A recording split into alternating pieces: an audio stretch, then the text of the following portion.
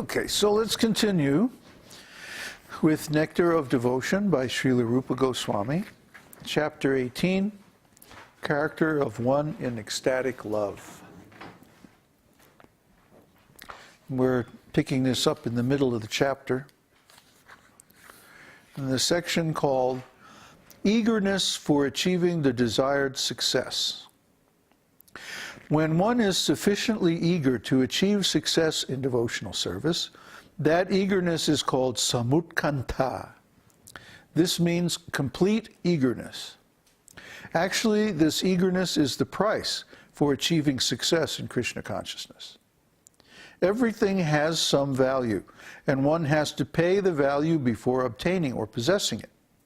It is stated in the Vedic literature that to purchase the most valuable thing, Krishna consciousness, one has to develop intense eagerness for achieving success. This intense eagerness is very nicely expressed by Bilvamangala Thakur in his book Caitanya-caritāmṛta. He says, "I am eagerly waiting to see that boy of Vrindavan, whose bodily beauty is captivating the whole universe, whose eyes are always bounded by black eyebrows and expanded like lotus petals, and who is always eagerly glancing over his devotees, and therefore moving slightly here and there. His eyes are always moist, his lips are colored like copper, and through those lips there comes a sound vibration which drives one madder than a mad elephant. I want so much to see him at Vrindavan." Oh, what a nice shloka. Bilvamangala. So this is the price, yeah. Sometimes it's called greed, lobha, greed. That one develops this overwhelming desire to attain success in Krishna consciousness, to see Krishna face to face, to engage in Krishna's direct service.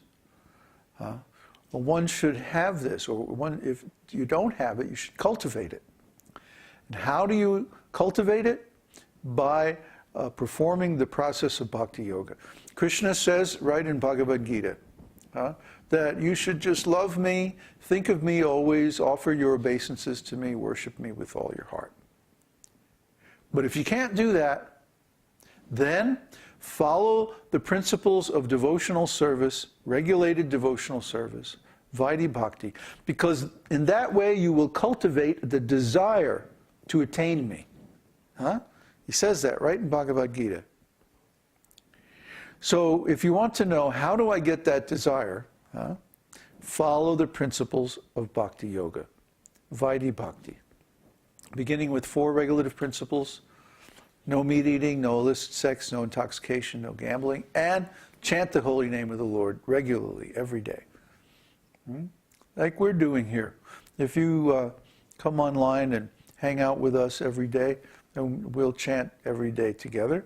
And in this way you'll get the association that leads to this desire that, oh, just look at those devotees. They're having such a great time. They're so happy. They're up on their little mountaintop there in Chile, chanting the holy name, eating prasadam, getting fat and happy. You know, I want to do that too. Yeah, you can do that too. The next section is attachment to chanting the holy names of the Lord. In the same Caitanya-caritāmṛta, there is another statement about the chanting of Radharani. It is said by one of the associates of Radharani, "O Lord Govinda, the girl who is the daughter of King Vrishabhanu is now shedding tears, and she is anxiously chanting your holy name, Krishna, Krishna."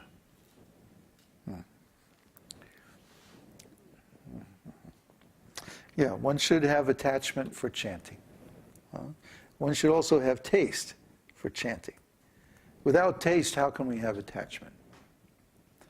See, it's not possible to have taste or attachment by some mechanical means. You know, just like if somebody says, "Well, I want to be attached to what? Money." by the way, we don't recommend this, but if somebody says they want to be attached to money, is there some mechanical process by which they can generate this attachment? No. No. They have to have a desire for it. They have to think that it's a good thing. They have to see how useful it is and have a whole bunch of things that they want to use it for, and so on and so forth. And then automatically that attachment will bloom within their heart. Well, that's not a very good attachment. But if you want to have attachment for Krishna, for Krishna's holy name, which is the same thing, then you have to cultivate that attachment. And you cultivate that attachment, again, by following the principles of regulated devotional service. You see, in the beginning, we don't have any attachment for Krishna. In the beginning, we don't have attachment or even attraction for the holy name. In the beginning, it seems like, oh, there's all this stuff I got to do. You know, read all these books and follow all these rules and do all this stuff and learn all these prayers, and oh man, you know, it's really a lot. But once we develop attachment, it's like, oh yeah, this is our pleasure in life. This is our goal and the means to attain that goal, all wrapped up into one. So we really, really develop attachment for this holy name because it is the means of success. It is the method for attaining transcendental love of Krishna, which is what everybody really wants. Everybody wants to be in love with a beautiful person. Is there anybody who doesn't want to be in love with a beautiful person? You know, that's pretty dumb. You know, maybe Scrooge, huh? But even he does, actually, beneath all the denial and you know, cantankerous negativity. He really wants to be in love with a beautiful person too. And the fact that he's not is what makes him so cranky, isn't it? That's why people get cranky, because they have no pleasure in their life. Well, Krishna means the reservoir of all pleasure. The very name Krishna means the source of all pleasure. Everything desirable, everything enjoyable, everything wonderful comes from Krishna. Krishna is God. Where else does it come from?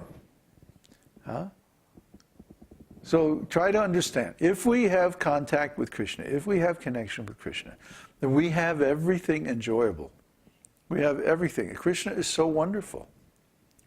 He's so beautiful. He's so cute. He has such an attitude, you know. I mean, trying to explain Krishna's attitude, oh boy.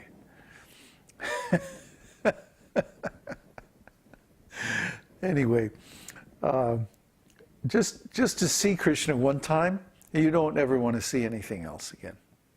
Just, where is Krishna? Where is Krishna? I want to see Krishna again. Come on. Come on, Krishna. Where are you? Come out. I know you're there. Come on out. So this becomes your quest in life. How can I see Krishna again? So we should have this attachment that once knowing how wonderful Krishna is, we want to see him again and again. In fact, we don't want to see anything else. We only want to see him. That's real devotional service. And of course, that's very pleasing to Krishna too. So he wants this, and he gives us all facility to achieve it. All we have to do is chant his holy name.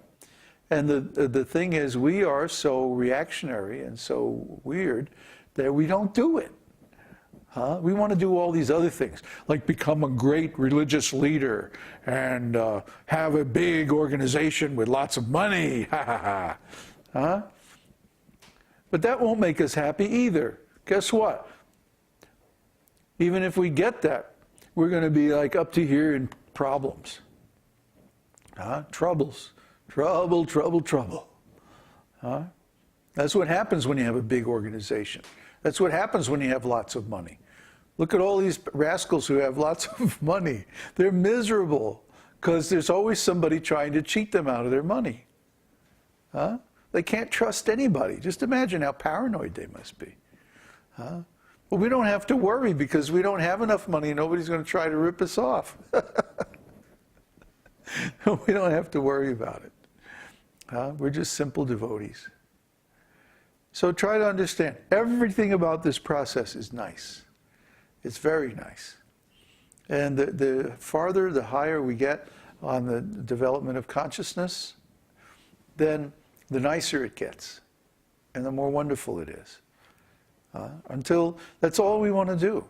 That's all we want to do, is chant Krishna's name, tell people about Krishna, describe Krishna's qualities, narrate Krishna's pastimes, think about Krishna, look at Krishna, hug Krishna. That's all we want to do. So we should have attachment to chanting the holy name of the Lord, which is the means of achieving this. And the next section is eagerness to describe the Lord's transcendental qualities.